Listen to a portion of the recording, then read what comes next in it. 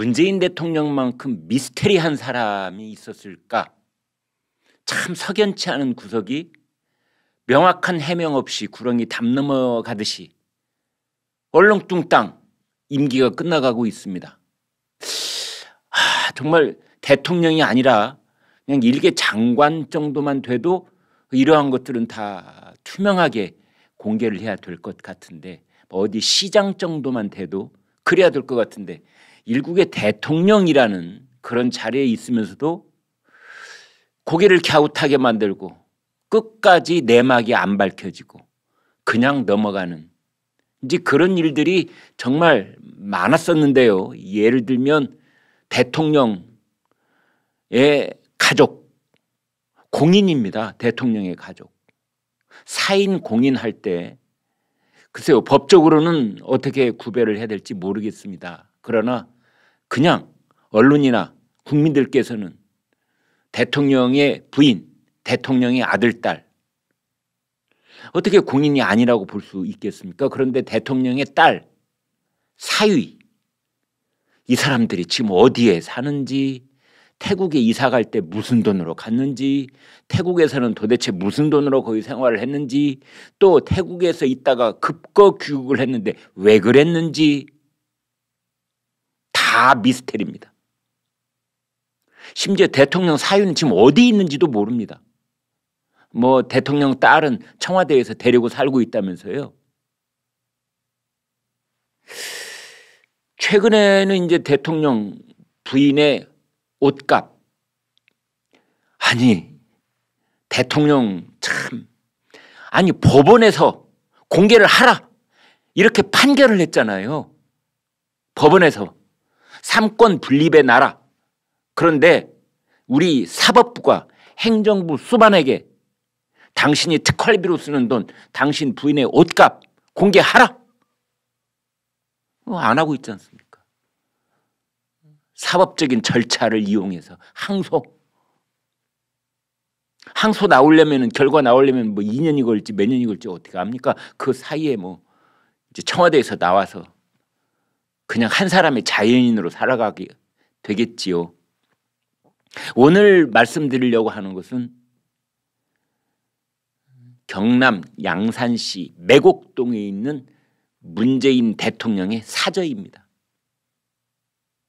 그러니까 5월 10일 날부터 살아가게 될 문재인 대통령의 새 사저는 평산마을에 있습니다. 여기는 새로 지은 거죠. 14억 들여서 지었다는 거 아닙니까? 그런데 이 대통령이 되기 전까지 살았던 집이 있습니다. 거기는 이제 매곡동. 근데 이 집, 그 다음에 그 주변에 있는 땅 다 함께해서 26억 원에 팔았습니다. 26억 원. 그런데 조선일보가 취재를 해보니까 문재인 대통령이 팔았던 그 집과 비슷한 집, 가령 뭐 2층 집, 현재 가서 조사를 해보니까 9억, 아주 후하게 쳐도 9억. 근데 문재인 대통령은 어떻게 26억을 받았을까? 심지어 문재인 대통령 집보다, 왜 시골에서 오래된 집은 땅값이 대부분의 그 집값을 결정을 하지 않습니까? 문재인 대통령이 살았던 집보다 더 넓은 평수, 근데 비슷한 2층 목조주택, 여기는 5억 원에 내놨습니다. 5억 원에.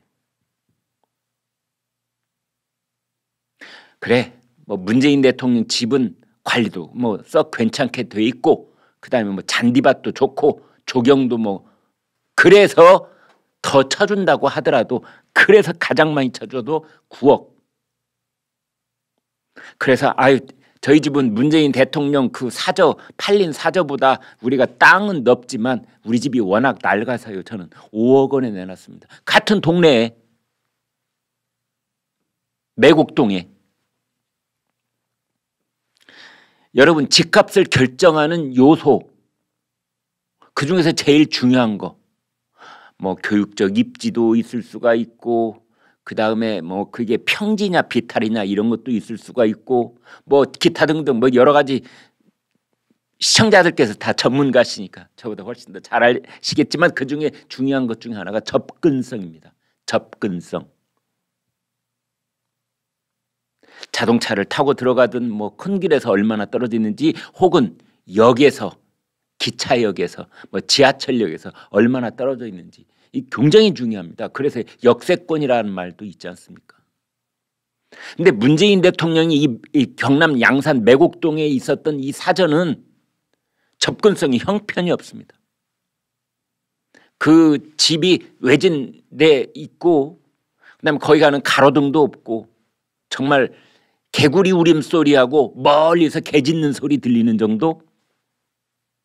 글쎄요, 뭐 전원주택은 그런 데가 더 좋다 하시는 분도 없지 않아 있겠습니다만, 그것을 시세, 이 매매 가격으로 산정을 했을 때는 좋지 않은 조건이 되는 거죠. 그래서 여기서 말하고 있습니다. 어떻게 3배를 받았을까? 3배. 9억, 그래, 가장 많이 쳐줘도 시세는 9억인데 39, 27, 27억 원 가까이 받았단 말이에요. 받은 것입니다. 그렇다면 이건 3배 높게 쳐서 받은 거지요. 여기에서 이제 그냥 합리적인 의심, 합리적인 궁금증이 자꾸만 커지는 겁니다. 누구일까? 문재인 현직 대통령한테 시세의 3배를 쳐서 26억 몇천만 원에 이 집을 산 사람, 이 집입니다. 경찰관이 앞에 한 명 서 있네요. 이렇게 저희 적정가가, 내가 자막이 방금 나왔다 사라졌는데 얼마라고 나왔었습니까?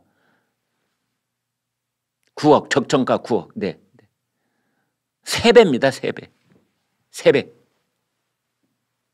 누굴까 그 사람이? 아니, 누구길래 대통령이 살던 집, 그래 뭐 대통령이 살던 집이라고 하니 조금은 더 후하게 쳐줄 수 있겠지. 그래도 3배는 아니지 않습니까? 그래서 지금 나오고 있는 게 특수관계인일 가능성이 높다.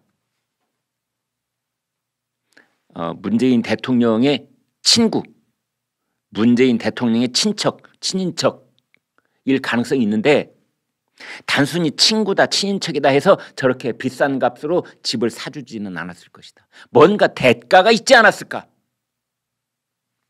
뭐 이런 의심까지도 하지 않을 수가 없는 겁니다. 더더군다나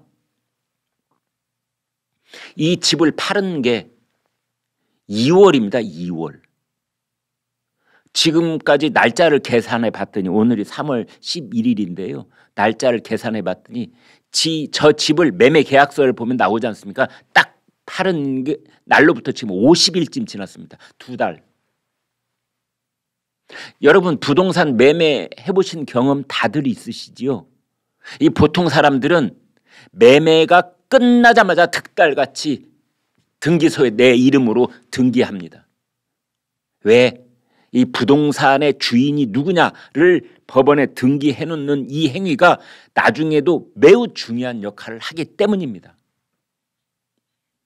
재산상의 어떤 다툼이 일어났을 때 그것이 내 이름으로 등기가 돼 있느냐 안 돼 있느냐가 얼마나 중요한 그 근거가 되는지 우리는 다 알지 않습니까? 그래서 매매가 이루어지면 우리는 그 자리에서 바로 등기부터 하고 가는 거 아니겠습니까? 등기 뭐 몇십만 원, 또 몇백만 원 들 수도 있겠지만요.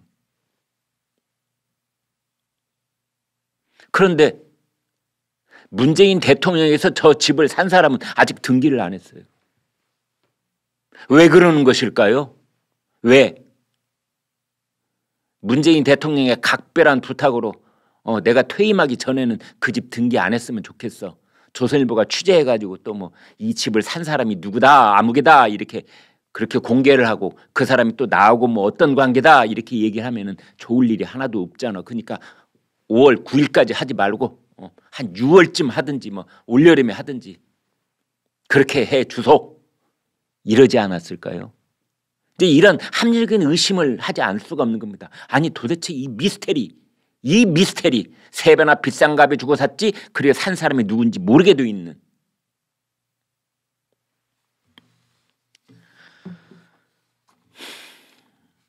그래서 이제 그 기자들이 현장에를 가본 겁니다. 도대체 26억 원어치 가치가 있는 집인지 실제로 가서 보고, 그 다음에 그 주변에 있는 부동산 중개업소에 가서 그 전문가들 얘기도 다 종합적으로 얘기를 취합해보고, 그 다음에 이 마을 주민들 얘기도 다 들어보고, 그렇게 했을 때 최고로 쳐줄 수 있는 값이 9억. 근데 실제로 파는 가격은 26억. 이 도대체 무슨 조화가 있었던 겁니까 여기에는?